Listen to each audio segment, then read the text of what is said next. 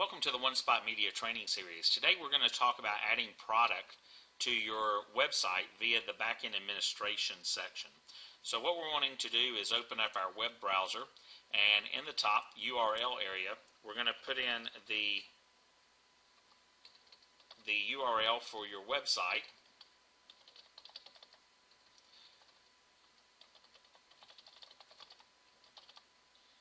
And then we're going to put /administrator. And that'll bring you up to your login screen. Here we're going to put in our username and password. And then log in. And that'll give you a series of different things. Depending on what your website is and what capabilities you have or the different features of your website, then we will add different icons here. For this one, we're just going to simply go under Components and Virtumart. Now keep in mind there are some areas here that I must stress you want to stay away from. And I can't take these off of your website and not allow access because they kind of work hand in hand. But really the only three tabs that you need to worry about are the products categories, and the orders. Anything else, just kind of leave that alone, if you will. Even if you have an update, we may not update that right away based on other software we're waiting to update. So don't worry about it. If it says there's an update available, we will take care of that for you. So again, the only thing that you need to worry about are the first three items. Today we're not going to talk about the orders, but we are going to go under the product categories. And here with this one we have, this is an online jewelry company. There's several different features here that are several different categories that we've set up. So to set up a new category, really the only thing you need to do is click on the New button and type in the category name. And we want to change that to Publish. And then down in the description, you can put whatever you would like there that would go along with that category name.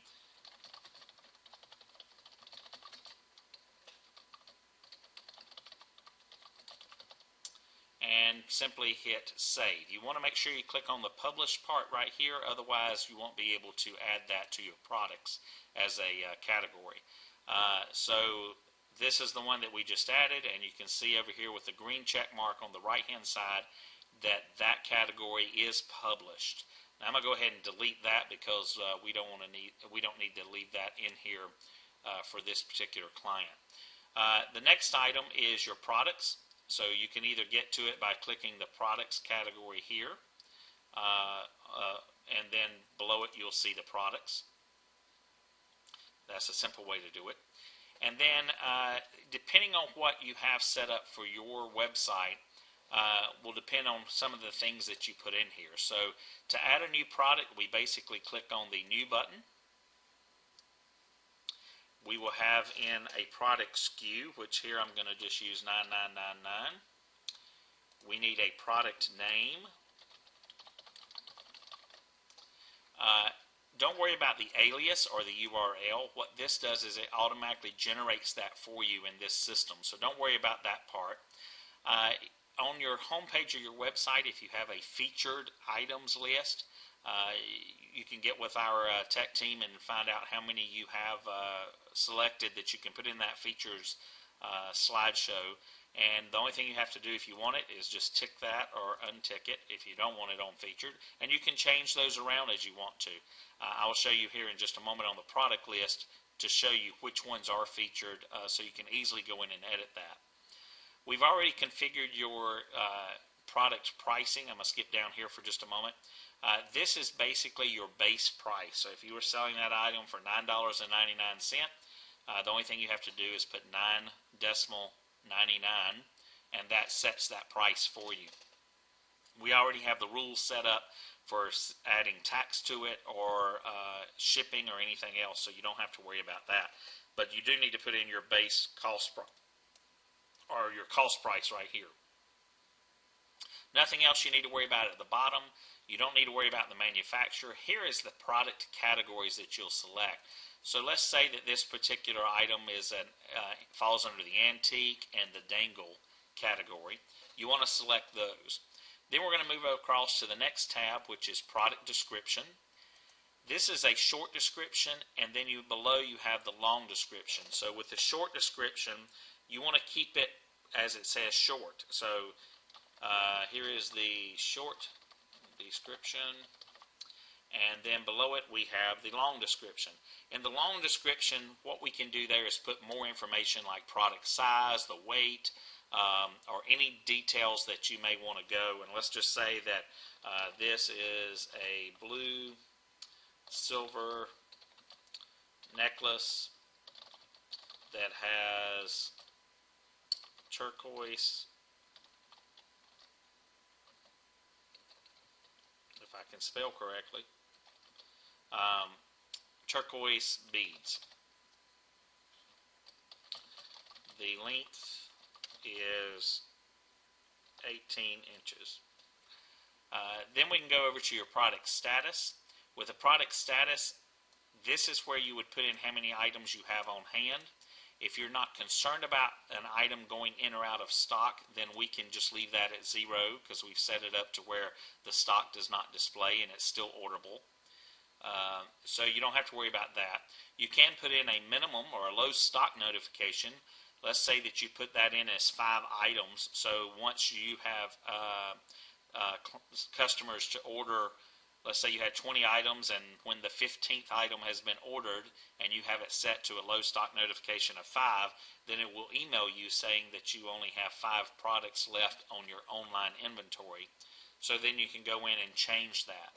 You can also set an availability date if you know that that product's coming in later. You can also select an image here that if you have a 14 days delivery process, then that's set here if you only have a 2 to 3 days, or you can just leave that blank. You don't need to worry about any of the rest of the stuff here. With your product weight, if you have products that are set to be shipped according to their weight, then this is where you will need to put in the product length, the width, the height, the weight, and then how many units are in that box. So if, let's say that that particular item has a set of I don't know, drew a blank. It has a set of items that you have 2 in, then you would obviously change that item to 2. Otherwise, just leave that part blank.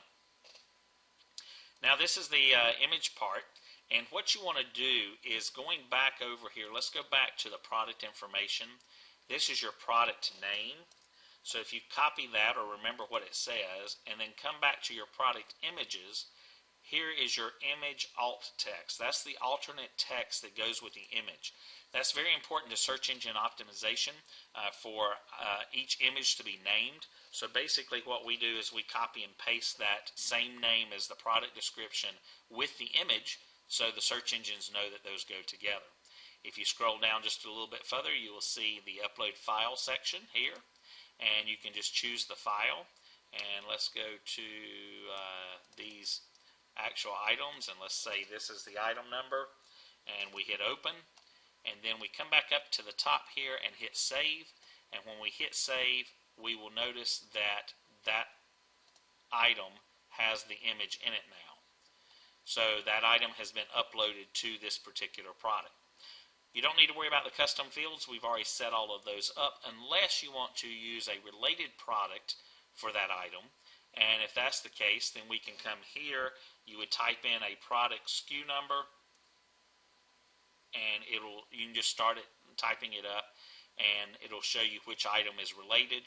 And this will show up on the bottom part of your website, just below the product details. When you select a product, you'll see which ones are actually tied in or related to the product that they're looking at. So that's a good one there. And that's pretty much it. You just hit save and close, and when you hit save and close, that item will be in your item list. Now I'm going to go ahead and cancel this because I don't want to save this product to this live website. Here is that product, so I'm going to go ahead and delete it so that it's not showing up at all for them. The reason that showed up there instead of me saving it to begin with was because when I saved the item with the image in it, it actually saved it to the product list. So that's why I went in and deleted it. This is a very quick overview of your product list. It has the product's name. Don't worry about a product as children of. You don't have to worry about that. It has your SKU number. It has the image file listed. It has the base product price listed as well. Your product categories are showing up. So it's pretty much a short description or a short review of what you've put in for that particular product list. And then over here on the right, you'll see the red circles with a white dot. Those are showing that they're not on feature. However, the only thing you have to do is click, and let's say that we do not want the copper evening lace on feature anymore. We just click that button, and then it turns to a red button. But we want to put the turquoise dolphin on a feature, so we click on that, and now it's featured. Just a little quick review about what the featured items are. I recommend showing featured items for either your highest profit margin, the items that you want to sell as well, or you can set those up to, if that item is going to be discontinued but you don't want to discount it yet, you can set that as a featured item, and hopefully you'll start selling more of them because they're prominent on the front part of the website. And then the last button is your published, and you want to make sure all of those are green, unless, let's say these satin layers here are no longer in stock, but I don't want to completely start over. I just click the publish button, and now it's unpublished, so it won't appear on the front side of your website. You get an order in or a shipment in of that product again, and now you're ready to sell it online again. You just simply click that button, and now it's published again on your website. And that's pretty much it. That's pretty simple as far as adding products to your website. The last tab that we're going to talk about is the orders and shoppers.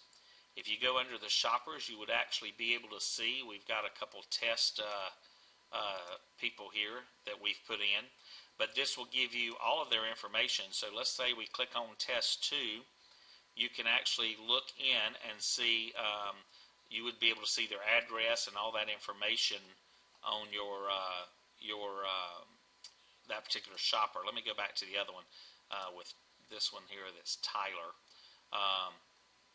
Yeah, it's not showing it either. We don't have that information in there yet. But that's fine. This is just a test one.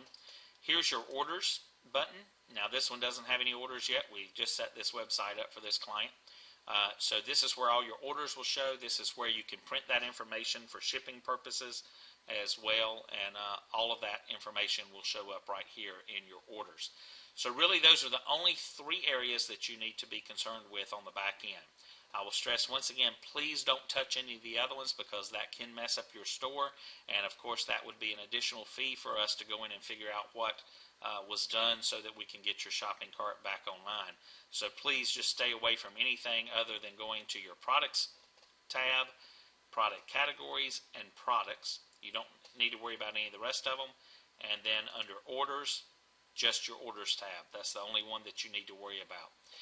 The coupons here, we're not going to set those up. Those are there's a lot to do to those, so if you do need a coupon, just give us a call at One Spot Media, and we'll be glad to put that coupon in for you and put all the details in that we need to do.